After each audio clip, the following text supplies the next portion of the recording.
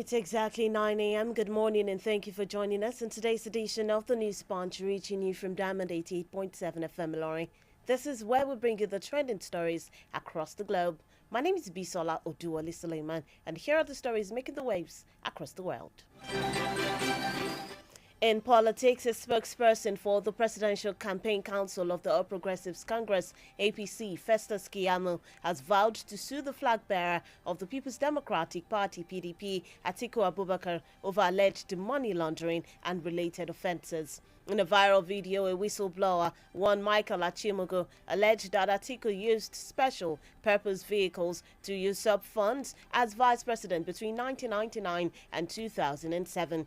Keyamo and the APC Campaign Council subsequently petitioned the Economic and Financial Crimes Commission, EFCC, the Independent Corrupt Practices and Other Related Offences, ICPC, and the Code of Conduct Bureau, CCB, and gave them 72 hours to arrest the former vice president over corruption allegations. A spokesman for Atiku's campaign, Dino Melaye, later described the allegations against his principal as a fairy tale, adding that the council won't engage the APC on the matter.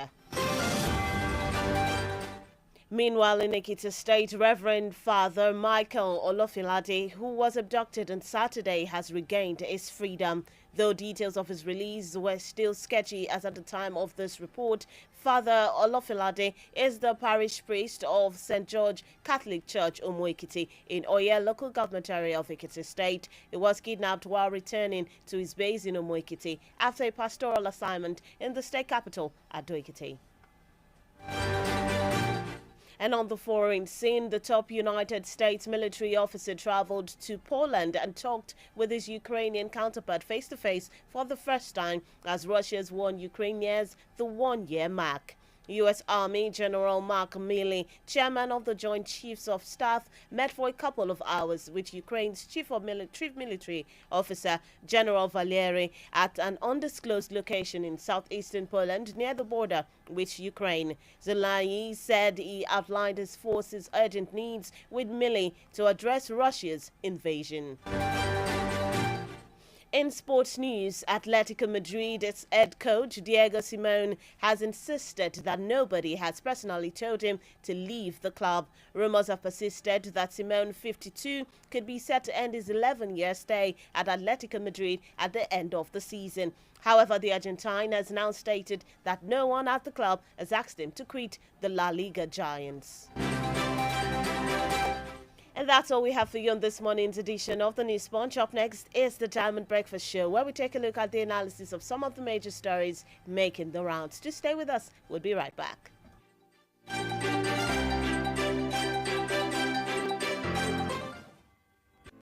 The major talking point in Nigeria are always on the lips of the citizens. What's going on in this country? Look at smaller countries taking lead and you call yourself giant of Africa. Yeah. Nigeria don't spoil my business too much. Nigeria is too hard for us. I mean, they want to kill us. Father, not kill us for Nigeria. Please, help us beg them. They should reduce their expenditure so that they can free enough money for social development. I wish for a Nigeria where we elect a leader based on competency and not popularity. On the Diamond Breakfast Show, we place the spotlight on the critical issues in the country. Government that says they are broke can prioritize construction of an additional runway over education of the people. How can a government, how can you hold in domain? This is intolerable. It's provocative. Now, you see, when you look at our democratic journey, we are yet to practice genuine democratic system in Nigeria. Join us on Mondays to Friday on the DBS from 9 to 10 a.m. The Diamond Breakfast Show, amplifying the voice of the people.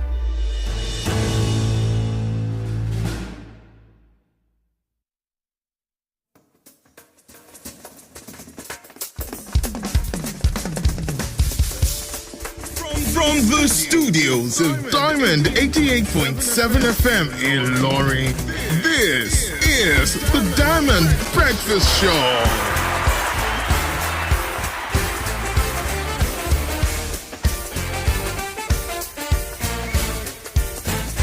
You're welcome back. You're still tuned in and listening to Diamond 88.7 FM Lorry. This is the Diamond Breakfast Show. This is where we take a look at some of the major stories making the rounds. We dissect it. We have an analyst in the studio to do that with us every morning, Mondays to Fridays, 9 a.m. And we have a lot of conversations this morning. But before we get into that, my name is Bisola.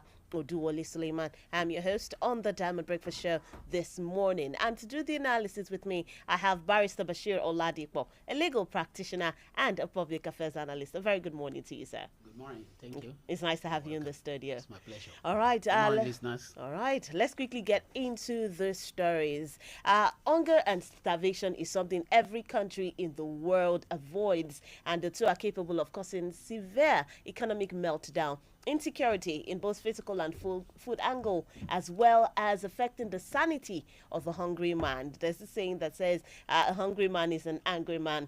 The warnings are not overnight headlines. They have been there for as long as the issues look to be real. Hunger and starvation is universal. No country can avoid starvation if its economic thinking is less proactive and less intuitive to the much that they have in the present and how they can save for the future as well. Nigeria as a nation looked to be unprepared when fully exposed to a possibility of starvation during the first contact of the world's coronavirus pandemic. Lots of economic activities were lost, and countries in the world continue to count their losses regardless of this preparedness. Flooding was the new crisis that threatened Nigeria's food security. The United Nations, in its latest updates, now warned that millions totaling to 25 million are at risk of severe hunger. In a short documentary, the UN was able to define the possibilities through interviewing people who are victims of not just the flooding, but to their food businesses, those that provide food for Nigerians. Let's quickly take a listen to that, and we'll be right back. We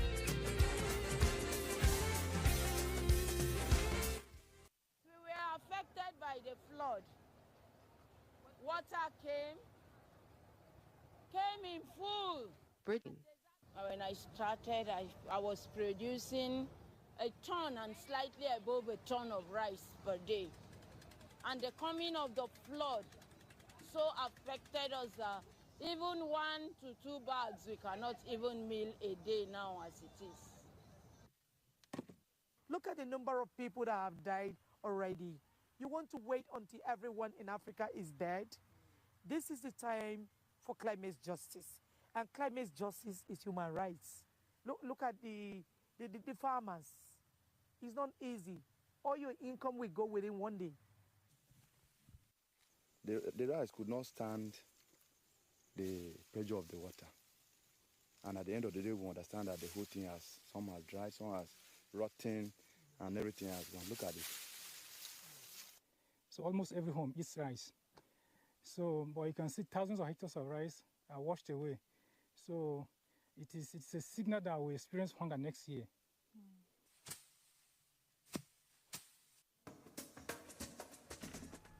All right, that was the UN documentary on the looming crisis of hunger and starvation. And these dangers are staring at us. It's staring us in the face. Are we quiet, or are we working to avoid tragic stories in the year 2023? And this is the first conversation we'll be having on the Diamond Breakfast Show.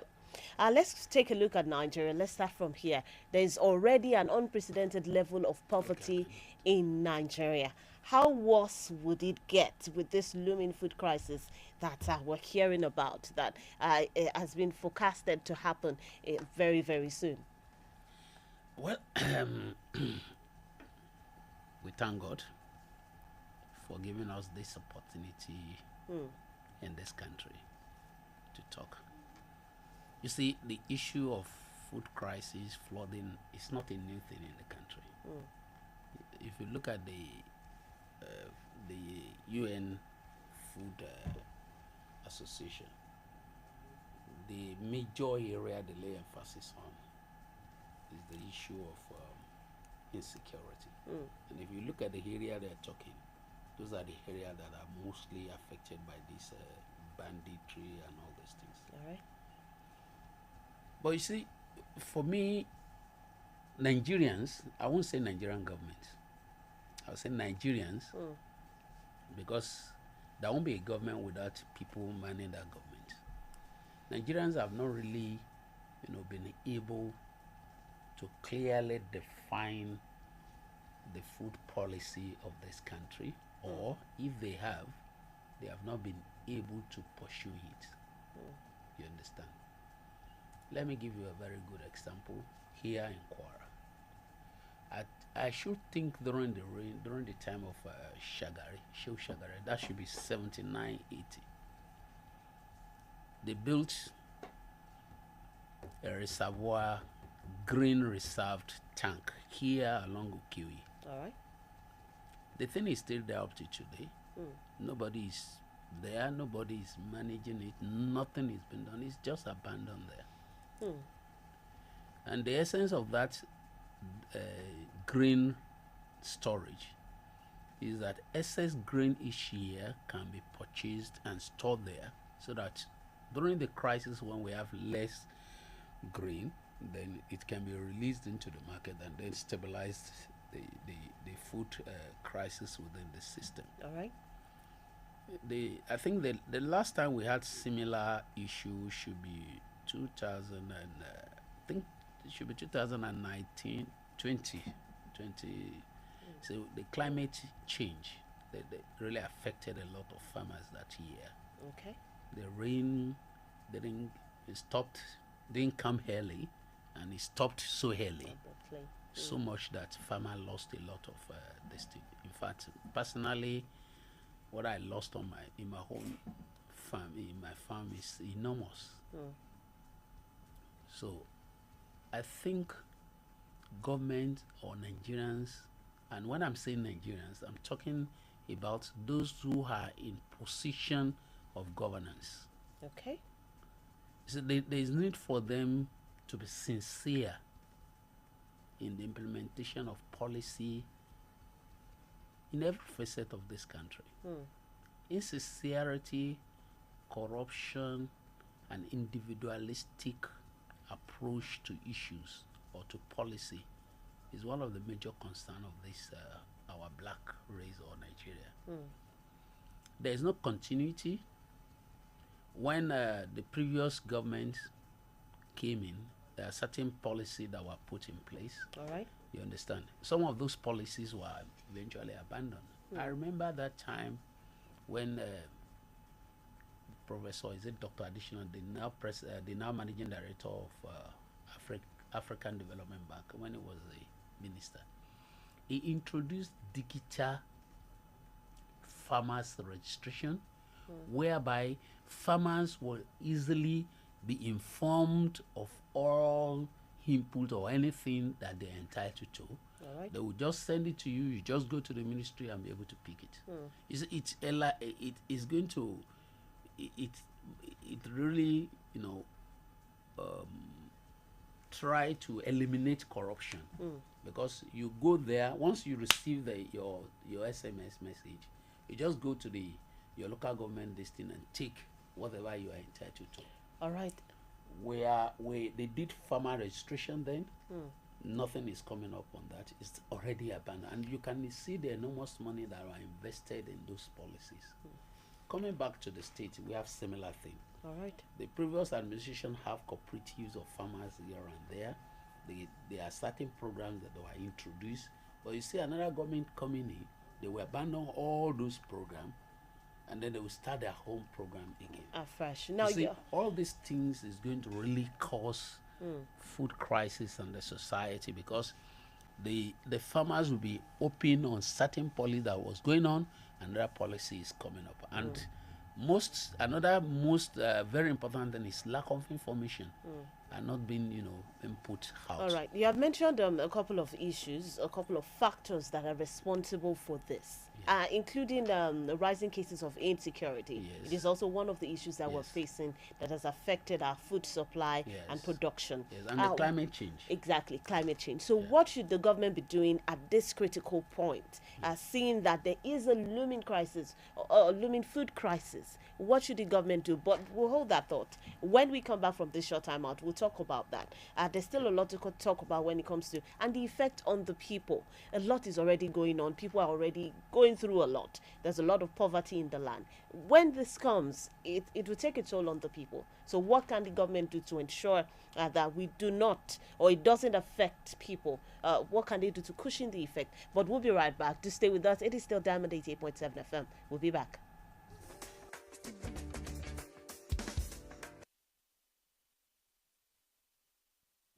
Your dreams of owning a home in an organized, well laid out, secured environment with 24-hour stable electricity and portable drinking water is within your reach. Grab this once in a lifetime opportunity as Las Vegas Imperial Estate offers for sale 50 plots of land measuring 450 square meter per plot at 8 million naira. That is a massive 2 million naira off the normal rate of 10 million naira per plot. This end of the year promo lasts from November 10, 2022 to January 31st, 2023. Payments can be made in installments within these 3 months. While outright payments attract a 5% discount, Las Vegas Imperial Estate is located right behind Kwara State House of Assembly Complex, overlooking the Asta Dam water. For inquiries, contact 0806-286-5734 or 0803-046-1993. Las Vegas Imperial Estate, luxury and comfort.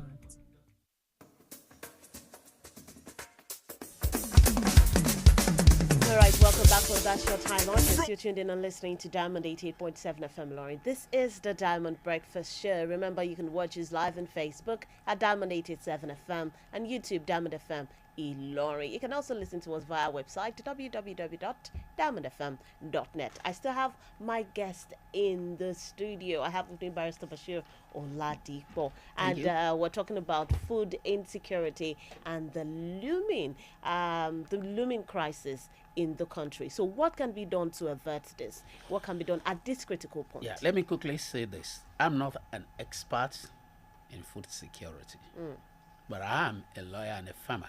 All right. So I will talk from the farmer's perspective, angle. Yeah, from the farmer angle. You see, we are lucky in this country that we can have 2 seasons of farming. Okay. We have the rain season and the dry season. And if you look at the forecast of the statement of the FAO, they're talking between July and August, and that is the second planting season. And incidentally, that second planting season is always the largest period because a lot of farmers get prepared for that time. All right. Because the first season is mostly common in the southern part where they can easily, and most of the foods that are produced are likely to be foods that cannot easily be preserved. You know, they will be in their raw form, and then they have to be. So if my advice is that now, because planning is very important in any setup, but I don't know what the government is actually planning in terms of farming for this year. I've not had any information from the ministry. Well, these are informations that we should get from time to time. Yeah. So that's what I'm saying. Yeah. So I'm not getting anything, and I know a lot of farmers are not really getting anything. And if you look at most farmers, most activities, especially in our area, the federal government is actually trying, to improve a lot of farming activities. But unfortunately, most of these things are more in the news than the reality, because the majority of people who are farming are not based, in the cities. They are actually in the rural area. So if any policy of government for it to be effective need to come down to the ward level. And unfortunately, if you look at most Nigerians' activities, most of Nigerian government system, the local and the ward administration is 0. So you only have the state and the federal.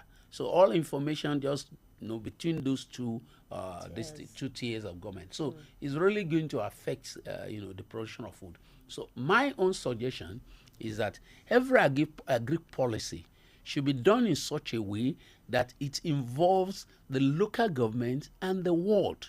If you go to most local government, I'm talking of Kwara, if you go to most local government today, go there and ask for anything on agri, you see it's almost 0, nothing.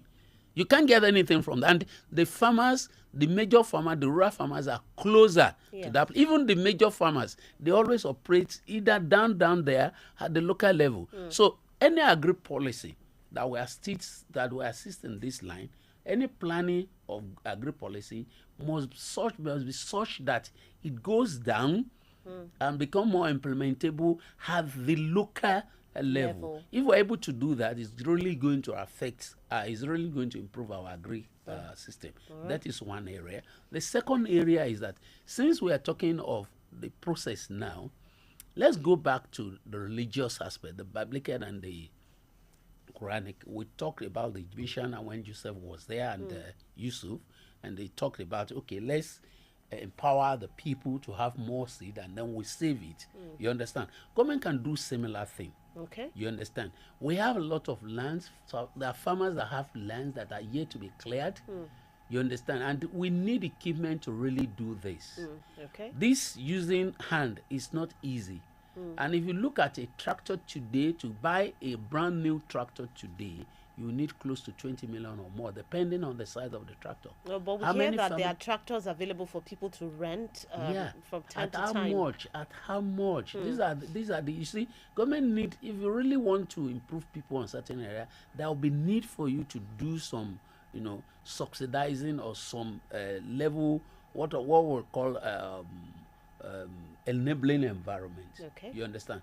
The state government tries similar thing by having some tractors, but this thing is given to a consultant. At the end of the day, if you look at it, the whole thing ended up a failure. You understand? Because you are not actually treating the farmer. How can you farm in the city? Whatever you are doing in the city cannot really work. So all these policies, all these activities need to go down to the grassroots. When the state government was doing the issue of this tractor ironing, what they would have done was to allocate it to the ministry through to the local government and wards. Right. You understand? Through the ministry. So at the end of the day, most of the staffs in the ministry are not actually doing anything because most of the things are awarded to consultants. So at the end of the day, nothing is really, coming because the consultant is out to come and make money. Right. It's not really about achieving what the government wants to do in terms of improving the life standard or life scale of the people. Okay. So if you give it to the consultant wants to make money. But if you person. look at it and do it through the government, and all you need to do is ensure that you monitor whoever is involved and all the activities. Strict monitoring and then good feedback to the executive through the chairman, through the councillors. If we are unfortunate, we don't even have any of them as it is today. So if we're able to do that, I think we may be able to have a better distance. And then most of the infrastructures that are on ground, there is need for them, for government to really make use of these things, activate the ones that are down, so that they can be more effective. All right. Thank you so much, Barrister Oladipo. Let's quickly move on to the second story, and that is on the Independent National Electoral Commission. Yesterday, they further assured Nigerians that it is ready to conduct the 2023 elections despite the surge of insecurity in the country. The conversation was not from the political candidates at the Chatham House yesterday. The questions were raised and, like the previous media addresses, the Commission's chairman, Professor Mahmoud Yakub, emphatically reiterated that the Commission is ever ready to conduct the election. Let's hear what Professor Mahmoud had to say, and we'll be right back to have this conversation. It is exactly 38 days to the next general election in Nigeria, which I have both the privilege and challenge of leading its proper delivery. Elections in Nigeria have become events that attract extensive international attention and concern, not only because of the sheer size of the deployment, but also because of the importance of Nigeria in Africa, and most particularly in the West Africa sub-region. Understandably, therefore, there are enormous expectations, both within Nigeria and internationally, about the conduct and management of the 2023 general election. The expectations place a great responsibility on the election management body, the Independent National Electoral Commission. We are not taking these responsibilities lightly. We appreciate that there are challenges and concerns, but we also realize that there is enormous goodwill and support, both in Nigeria and beyond. Consequently, we believe that by forthrightly sharing our experiences and discussing the challenges openly, we can surmount the challenges and ensure that our elections in Nigeria continue to get better. May I, on this note, once again reiterate our position that the Commission is not contemplating, let alone planning, to postpone the 2023 general election. We are going ahead to conduct the election as scheduled. All right, and that's the voice of Professor Mahmoud Yakubu speaking there. The INEC beams with confidence and assurance that all is set for the general elections, but Nigerians need to see action and not words to believe that insecurity is truly being addressed. The INEC chairman, while speaking at Chatham House yesterday, reiterated INEC's preparedness for the coming elections. How would you assess INEC's preparedness generally for these elections? Let me say this. From the time of Professor Jega to the time of Professor Yakub, INEC has demonstrated a very sense of impartiality and readiness to bestow to Nigeria an electoral system that is reliable. And this, they need commendation. All right. If you look at the election, I think the issue of this banditry and insecurity started a long time ago. I think it started before 2015. 15 years. And thank God we have been able to they've been able to conduct election, and most of these elections were, acclaimed to be free and fair, even though there may be some, hiccups here and there, but averagely they have been able to perform better.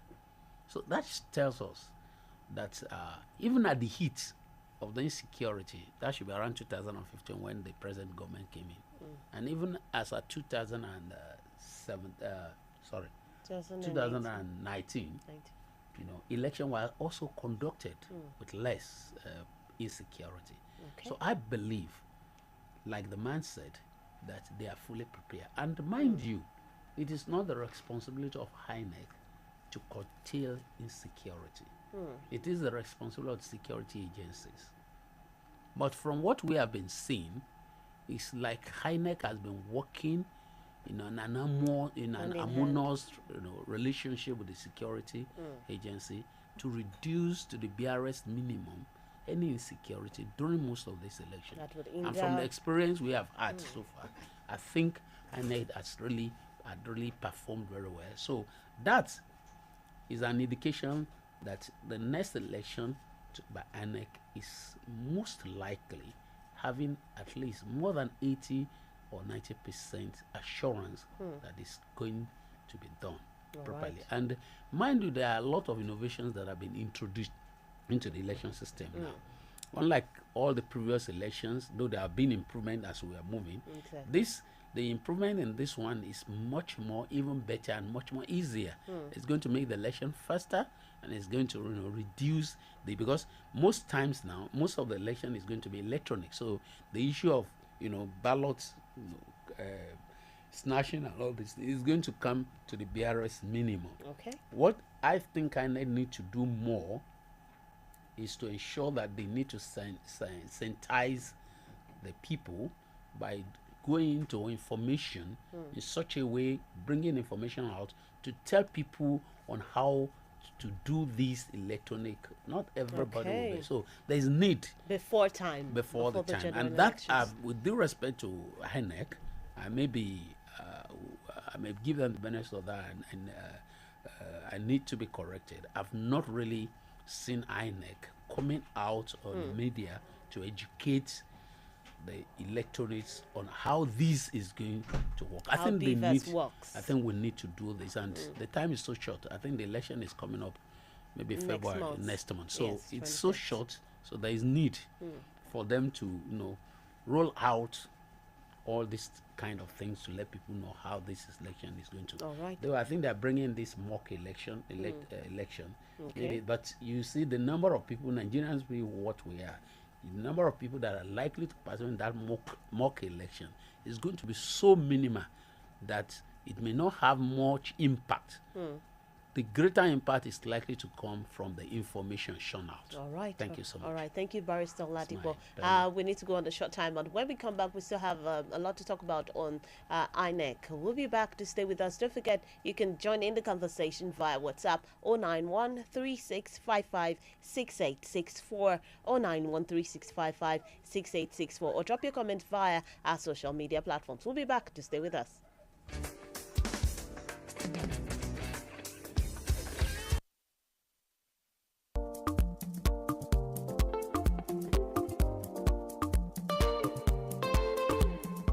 Knows Nigeria, understands the people, and knows how to get Nigeria back on the road to growth. His capacity to navigate numerous industries towards growth and expansion is tested and trusted. No one needs to show Atiku Abubakar how to move Nigeria forward through challenges and onto greatness. He already has a sure plan, a strategist in entrepreneur and job creator. Atiku Abubakar knows Nigeria, knows our people, and knows the world. Atiku for sure. PDP!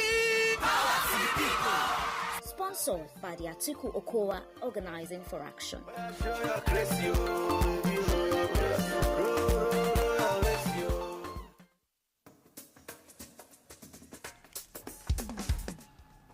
All right, welcome back. You're still tuned in and listening to the Diamond Breakfast Show, reaching you from Diamond 88.7 FM, Ilorin. Before we went on that break, I was having a conversation with my guest in the studio on the preparedness of INEC for the general elections coming in the year 2023. Barrister Ladipo, the Nigerian Customs Service, Muritala Mohammed Airport Command in Lagos State intercepted hard drugs, military and police hardwares. This has raised some security concerns, with some people claiming that criminals having military and police uniforms in their possession is a threat to the security situation ahead of the general elections. What are your thoughts? Yeah, you see, the work of the government is actually to prevent crime and to also dictate crime. The fact that they're able to do this shows that they are trying to dictate crime. Okay. And you see, the problem we have in the country is not about the uniform. I think it's more about the character of the people wearing that uniform.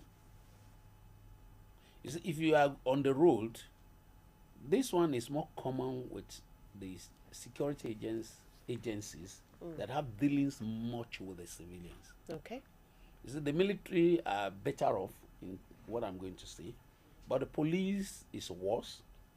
The civil defense almost the same. The custom is similar. You get what I'm trying to say is that, you see, when you see an officer, there are certain decorum and certain character that you expected from an officer. You understand? All right. But you discover that most of these things are not present in most of our officers. So it makes it difficult for one to really dictate who is a criminal. Or differentiate. Yeah, to differentiate who is a criminal from who is a true officer. It's not about the uniform alone.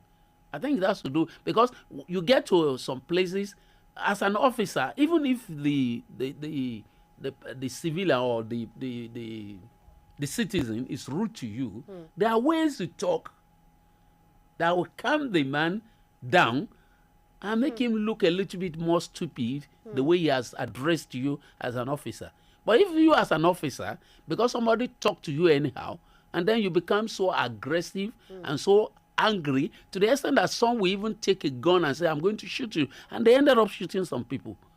I don't know if you get my point. So I think the issue of insecurity and determine who is actually an officer and who is actually an imposter, has to do with the character, the training of the supposed officer. How are you trained? How do you behave? When you meet people on the street, when you meet people on the roadblock, when you see a driver, even though he's rude to you, What is your own reaction? The way you react matters a lot and define you as an officer or a criminal. All right. You get my point? All because if you say because the civilian abused you, you say, yes, what is it? You are an officer. You should be able to calm him down and be able to do your work with some civility. You understand? To the extent that the man himself, at the end of the day, will be forced to apologize to you. But the moment you are also reacting the same way, it shows that you have not really been trained as an officer. So while I commend the people for being able to capture some of these things, yes, I will say that the major problem in the insecurity problem we have in this country has to do with the character and the training of the officers. Okay. People are afraid to come and tell them the truth about what is happening, because when you you report to some officers, at the end of the day, people will tell you, if I report now, you will see the criminal coming to meet me and saying, I may come and tell them. You understand? Right. And that is why I always talk about the issue that we need to come back to the basic and make use of our traditional institutions. Okay. You see, in a traditional institution where the citizens have confidence in their traditional ruler or chief, they can easily go and tell the chief, and the chief can keep the identity of such a person. And as a chief or as the traditional ruler, he has access to the police officer and be able to tell them, this is what I had from my people. So I want you to go to that area and check and go and do that. So the issue is not, people identity, people can be, but in a situation where you feel that the traditional rulers are just mere heads, then something is wrong. So there is need for us to really recognize the role of the traditional rulers and traditional chiefs within our system in order to curtail this insecurity. If you look at the country, when the traditional rulers were in full control, you see that insecurity in the country is very, very minimal. So All right. Need to do something. All right, but you mentioned something earlier about the character of criminals who are imposters, know how to imitate people and also look like. So how does a regular Nigerian, a regular citizen, identify the criminals from the real ones, the real military officers, the real policemen, when they have uniforms that look exactly alike? Yes, so before you even look at the character of the person, the first thing you see is the uniform. Yes. So that makes you believe that that person is real. Thank you very much. I agree with you. But the point is this. You see, when you get to the road, you see some officer, even the way they stop you, the way they dress, will tell you that they are also criminal. You imagine an officer on duty wearing slippers, an officer on duty doing this kind of, hairstyle that is actually for artists. You understand my point? Which is not accepted by the force. But you start wondering, why will that? In those days, you see an officer clean shaved, dressed properly, and having all this, and from the far off, you'll be able to determine that this is an officer. So when they stop you, they'll be able to stop. You understand my point? I'm not saying it's good that they should be wearing the uniform. That's why I said earlier that it's good that they are being able to intercept them. But the problem is not only in the uniform, it's the character of the personality of the officer. It distinguishes it from a criminal. Right. When you see a criminal, the aim is to take whatever they want to take and go off. Right. You understand?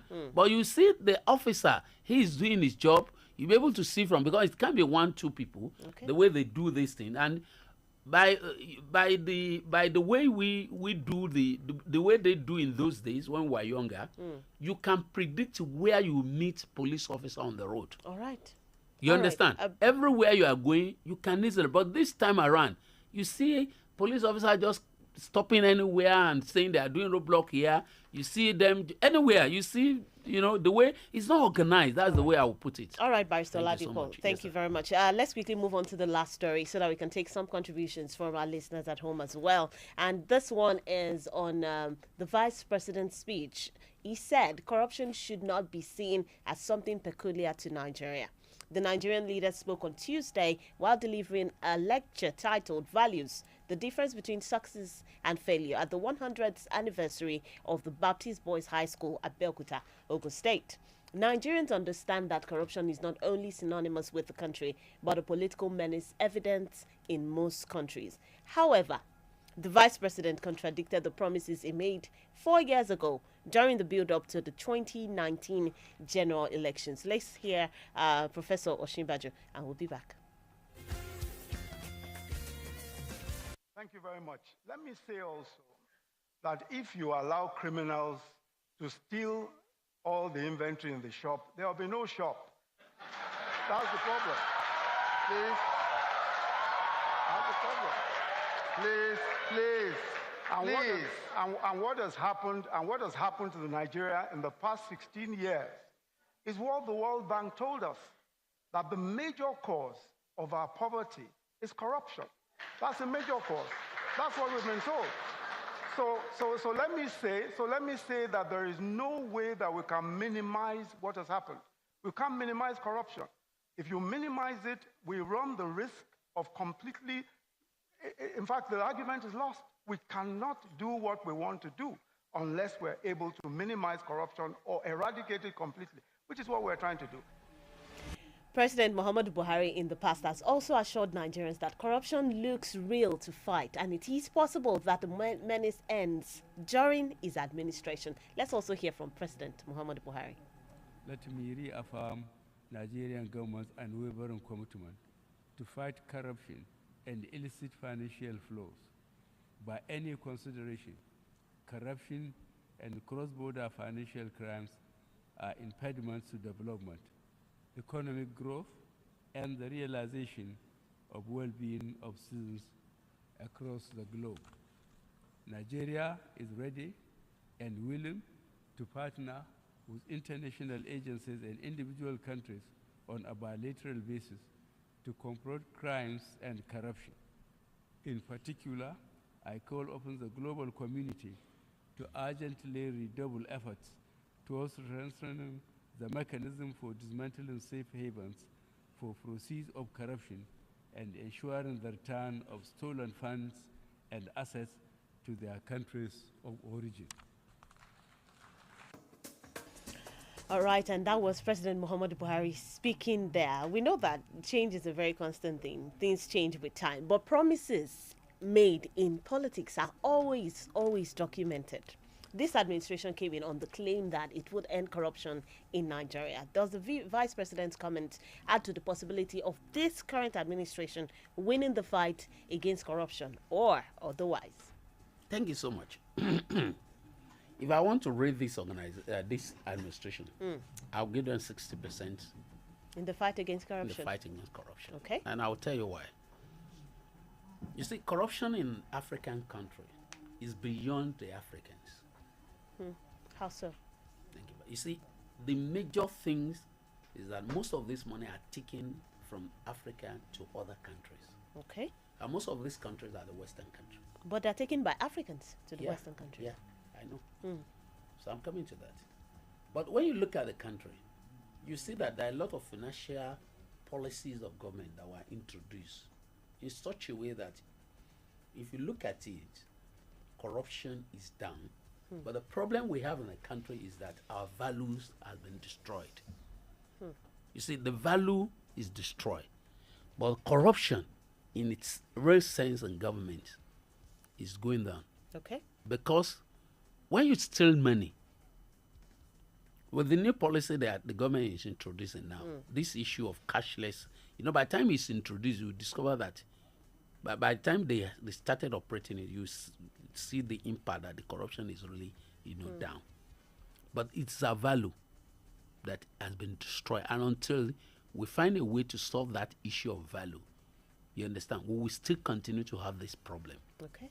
Now, if you steal billions of naira, before now, you can keep them in your house and you'll be spending them, or you can keep them in the bank and you'll be spending them anyhow.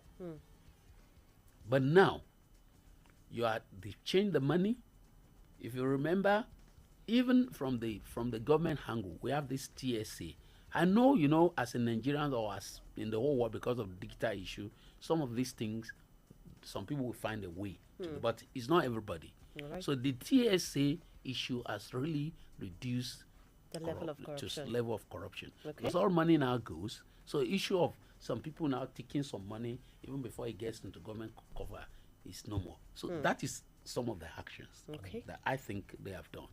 And then if you look at the president, they have been going out trying to see that some of these international countries who are actually talking about corruption, that they should cooperate with us. Let me tell you one thing, sir. It amazed me when government is saying Abacha loot. Because I start wondering, Abacha that the Western countries and the US said they lay embargo and they didn't allow him to do anything. How is it possible for him to now accumulate so much money and take it to them? You understand? The same Abacha that they had no... If you remember, it was Abacha that made Nigerians to go into the Asians and the China.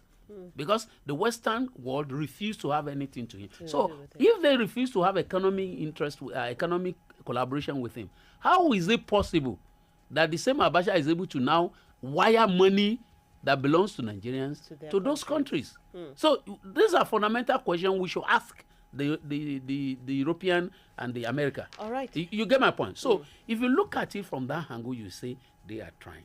Okay. But then, other area that I would say they failed is that when people are alleged to commit corruption crime, there's need for government to take proactive action to make people, to show people that government is actually ready to fight this thing. It's not only about the issue of policy alone, but there is need for implementation. All right, now let's talk about people who have been convicted. You mentioned that when people are alleged, government should take full control and ensure that justice is served.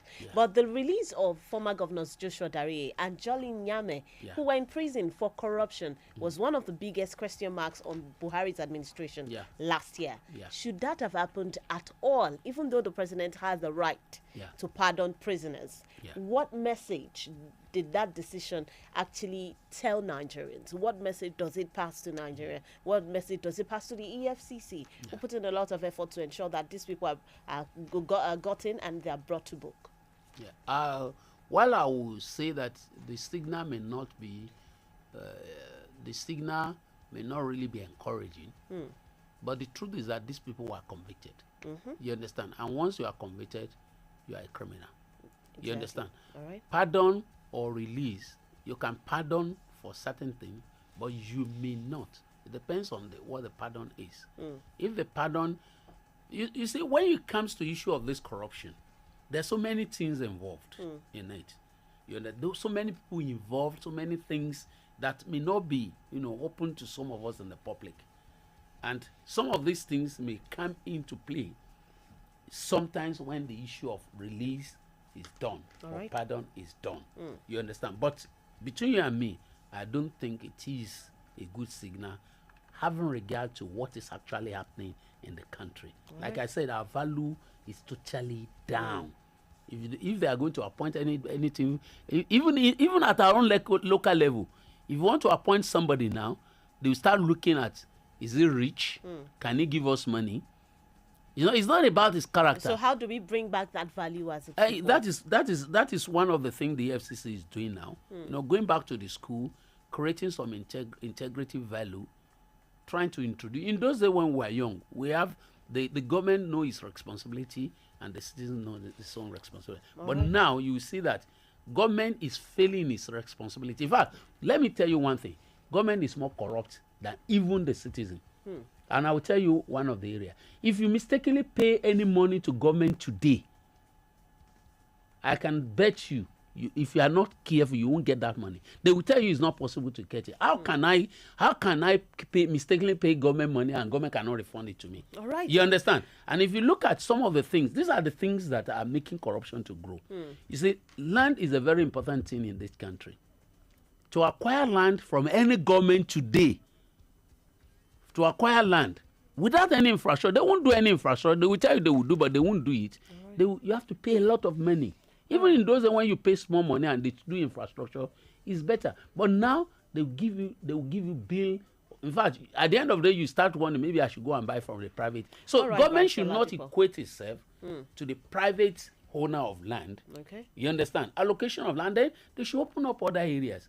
You get my point? All these things, if government is doing it, or the people in government are doing it, it's going to reduce corruption to the barest minimum. All right, Bisola, thank you so much. Let's quickly take a couple of contributions via calls and WhatsApp 09136556952. Let's take your thoughts on the issues discussed this morning. Do ensure that when you call in, you turn down the volume of your radio set.